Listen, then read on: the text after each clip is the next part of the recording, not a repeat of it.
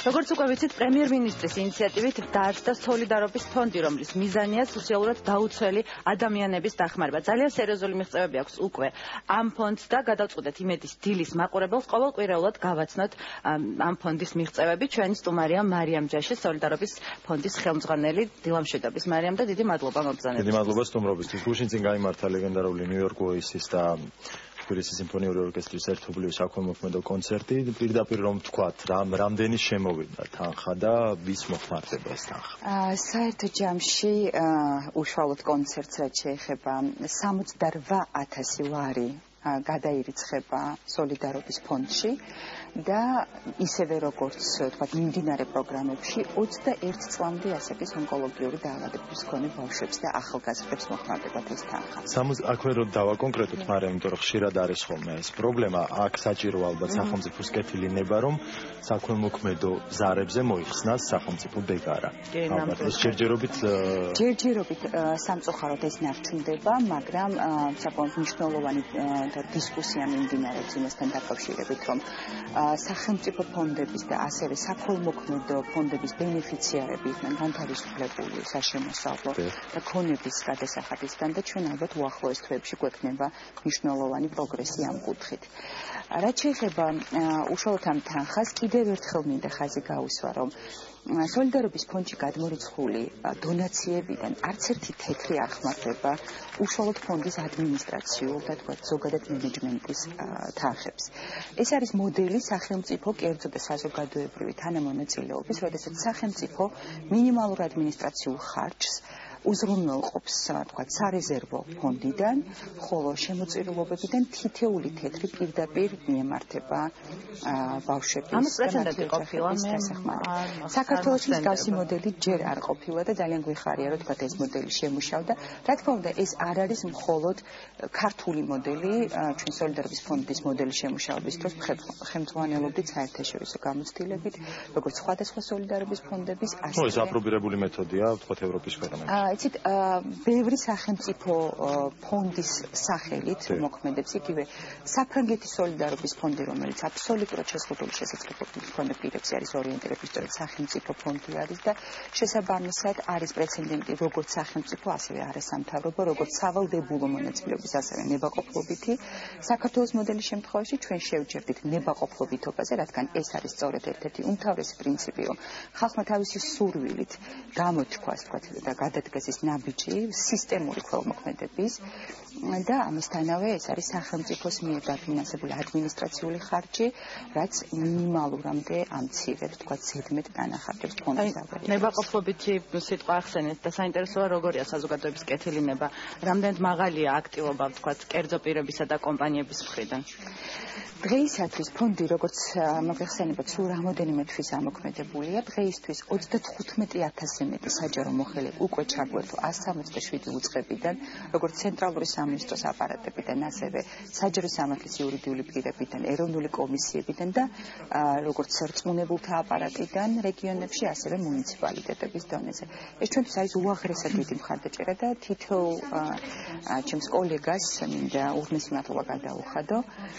35,000 არის საკმაოდ მნიშვნელოვანი რაოდენობა ჩართულობისა, თუმცა ჩვენ გვაქვს კიდევ უფრო მეტად დიდი რესურსი, რომ სულ მცირე, თქვათ 50%-მდე გავზარდოთ მონაწილეობა. დღეისთვის დაახლოებით 15% საჯარო მოხელისა გვყავს ჩართული ინიციატივაში, ხოლო თუ კი ჩვენ სულ მცირე 50%-მდე გავზარდით, რა თქმა უნდა, ისევ და ისევ მხოლოდ ნებაყოფლობითობის და ინფორმაციის მიწოდების კუთხით, რომ ხალხმა გაიგოს ამ ფონდის შესახებ, ჩვენი პრინციპების შესახებ, ჩვენ შევძლებთ, რომ არა მხოლოდ ონკოლოგია დავფაროთ ბავშვთა ასაკის, დღეისთვის 21 წლამდე უკვე დაფარული არის ეს საკითხი, არამედ გადავიდეთ ისეთ, თქვათ, იშვიათ დაავადებებზე, როგორიც არის იუვენილური ართრიტი, როგორიც არის აუტიზმი, როგორიც არის ანტიეპილეფსიური მედიკამენტებით, თქვათ, დახმარება. თემები უამრავია. ყველაფერი იქნება დამოკიდებული საზოგადოების ჩართულობაზე. და გარდა ამისა, 12 კომპანია ჩვენთან მოღვაწეობს ყოველ, თქვათ, რეგულარული. რა ფორმის მხარდაჭერაა ეს და რა ფორმის თანამშრომლობა? სხვადასხვა თემით ეს გახლავთ როგორც კერძო სექტორის თანამშრომელთა დონაციები, ასევე უშუალოდ კონკრეტული სერვისის და კონკრეტული პროდუქტისთან ასოცირებული დონაციები. მაგალითისთვის Liberty Bank-ის 4 პროდუქტი არის ჩვენი ოფიციალური სპონსორი. ასევე კოტე მარჯანიშვილის თეატრიდან და Eastern Promotion-ის თეატრიდან შოუდან გაყიდული თითეული ბილეთიდან გარკვეული თანხა რეგულარულად ირიცხება ფონდში და შესაბამისად მონაწილეობაც შეიძლება იყოს როგორც თანამშრომელთა, ასევე კონკრეტულ პროდუქტზე ან სერვისზე, ვთქვათ, ინოვაციური დაფინანსების სხვადასხვა მექანიზმი, რომელიც მსოფლიოში არის აპრობირებული. აი ჩვენ კადრებზე ხედავთ ეკრანზე კადრებს ეს არის 11 წლის ნანიკო ტორონჯაძე რომელსაც იუნგის სარკომა ჰქონდა და რომელსაც ჩაუტარდა ოპერაცია პარიზში ეს არის ერთ-ერთი ნანიკოს შემთხვევა სხვათა შორის არის ერთ-ერთი პირველი ნანიკო ჩვენი ბენეფიციარი იყო მახსოვს დიმიტრი ცინცაძის ფონდთან და ნინო სურგულაძესთან ერთად ეს გახდათ თქო ჩვენ ფონდი იყო ახალი გახსნილი და ნანიკოს აკლდებოდა 2000 евро და 2000 ლარი დასაფინანსებლად და ჯანდაცვის სამინისტროსთან დიმიტრი ცინცაძის ფონდთან ნინო სურგულაძის ფონდთან ერთად ჩვენ მოვახდინეთ თანადაფინანსება და ეს იყო ერთ-ერთი თქვა პირველი ბავშვი რომელიც გაემგზავრა საზღვარგარეთ დღეისთვის 48 ბავშვის მკურნალობა უკვე დააფინანსდა სოლიდარობის ფონდიდან 1,19,000 ლარით პრინციპი იგივე გვაქვს ეს ჩვენ ვავსებთ ფინანსურ დეფიციტს რომელიც რჩება ჯანდაცვის პროგრამების მუნიციპალური დაფინანსების და სხვადასხვა ფონდებიდან რათა არ მოხდეს დუბლირება და ისევ მაქსიმალურად ეფექტურად გამოვიყენოთ ეს. აი კონკრეტულად ამ ნიუ-იორკ ვოისის და სიმფონიური ორკესტრის ერთობლივი კონცერტიდან შემოსული თანხა თუ არის უკვე გადაწყვეტილი კონკრეტულად ვისთვის დაიხარჯება? ჩვენ გვაქვს მიმდინარე რამოდენიმე განცხადება დეკემბრის ბოლოს და იანვრის დასაწყისში ჩვენ ორ ბავშვს ვამზადებთ საზღვარგარეთ გასამგზავრებლად ეს არის სიმსივნე ორივე შემთხვევაში. ჩვენ დღეისთვის სამწუხაროდ მხოლოდ ონკოლოგიური პროფილის პაციენტებს ვეხმარებით, რადგან ფინანსური რესურსები მეტი საშუალებას არ გვაძლევს, მაგრამ 21 წლამდე ასაკის ონკოლოგია განურჩევლად ეს იქნება სოლიდური სიმსივნე თუ ონკოჰემატოლოგია, ანუ სისხლის სიმსივნეები არის სრულად დაფინანსებული სოლიდარობის ფონდიდან. დღეისთვის ჩვენ შეგვიძლია ვთქვათ, რომ ონკოლოგიის პრობლემა პრაქტიკულად გადავჭერით, მაგრამ კიდევ უფრო მეტი ჩართულობით შევძლებთ, რომ ბავშვთა შეზღუდული შესაძლებლობების მქონე ბავშვთა და იშვიათი დაავადებების პროგრამებზე გავფართოვდით. ჩვენ ვიცით, რომ ბევრი საინტერესო სიახლე და სერიოზული გეგმები გაქვთ და გვინდა რომ იმედის დილის მაყურებელმა სწორედ ახლა და თქვენგან შეიტყვეს სიამოვნებით. პირველ რიგში ნიუ-იორკ ვოისის კონცერტს თემა რო ესე თქვა დავასრულოთ, მინდა განსაკუთრებული მადლობა მოუხადო კულტურისა და ძეგლთა დაცვის სამინისტროს მათი უდიდესი მხარდაჭერისთვის. რა თქმა უნდა, ასევე ბატონი ვახტანგ კახიძის ხელმძღვანელობით თბილისის სიმფონიურ ორკესტრს.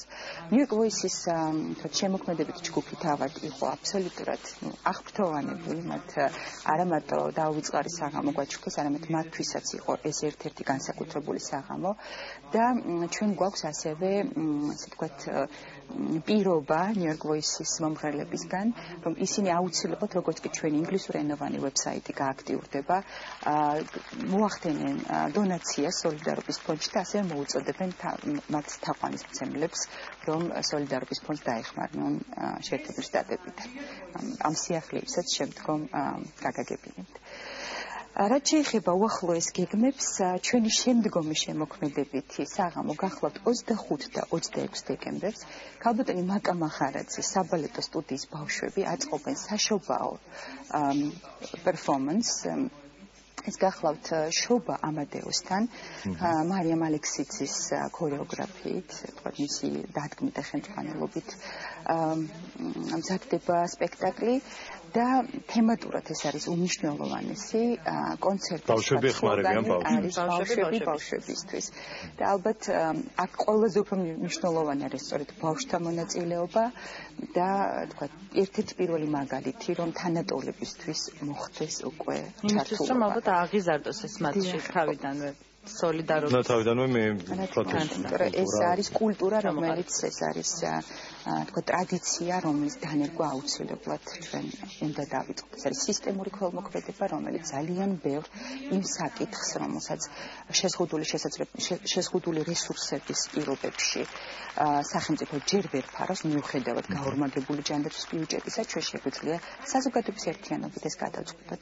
25-ში და 26-ში ვარდების ბაღში, რომელიც გახლავთ ძველი კიროვის პარტია და აღმაშენებლის გამზირზე, გაიმართება ეს ორი სპექტაკლი 25 და 26 დეკემბერს, როგორც აღნიშნე და გაყიდული ბილეთებიდან გარკვეული თანხა იქნება სოლიდარობის ფონდში გადმორიცხული. ხალბატონ მაგას მინდა უმეტესი მადლობა გადაუხადო, ის ერთ-ერთი პირველი მხარდამჭერია მსგავსი ღონისძიებებისა. სკოლას აქტიურად არის ჩართული მსგავს საქველმოქმედო საღამოებში. და თითოეულ ბავშვს, რომელიც მიიღებს მონაწილეობას, იმიტომ რომ ეს არის ჩვენთვის შეუფასებლად დიდი დახმარება. რაც შეეხება და თქვათ სხვა და უახლოეს გეგმებს, ორი მემორანდუმი მზადდება უახლოეს პერიოდში. პირველი გახლავთ მთის კურორტების განვითარების კომპანიასთან 20 დეკემბერს იხსნება გუდაურში, თქვათ სათხილამურო სეზონი და საბაგირო აბონემენტებიდან 10 თეთრი ფასის გაზრდის გარეშე, უშუალოდ აბონემენტის ღირებულების იქნება სისტემურად გადმორიცხული სოლიდარობის ფონდში და ამასთანავე მზადდება მემორანდუმი კომპანია სოკართან. ამ სიახლეების შესახებ და კონკრეტულ შედეგებზე უკვე შემდგომ პარასკევს. ძალიან დიდი მადლობა დიდი საქმისთვის და ყოველთვის დიდი სიამოვნებით დავუთმთ ჩვენს ეთერს. ეს იქნება გამჭვირვალე, რა თქმა უნდა, ყოველკვირეულად ეს რუბრიკა ფონდ სოლიდარობასთან ერთად, სოლიდარობის ფონდთან ერთად, როგორც გენებოთ, იმედის დილის ეთერში იქნება და სხვა შორის ჩვენ შევეცდებით, რომ პირდაპირ ეთერში დავეხმაროთ ადამიანებს. ეს ძალიან მნიშვნელოვანი იქნება. დიდი მადლობა სტუმრობისთვის.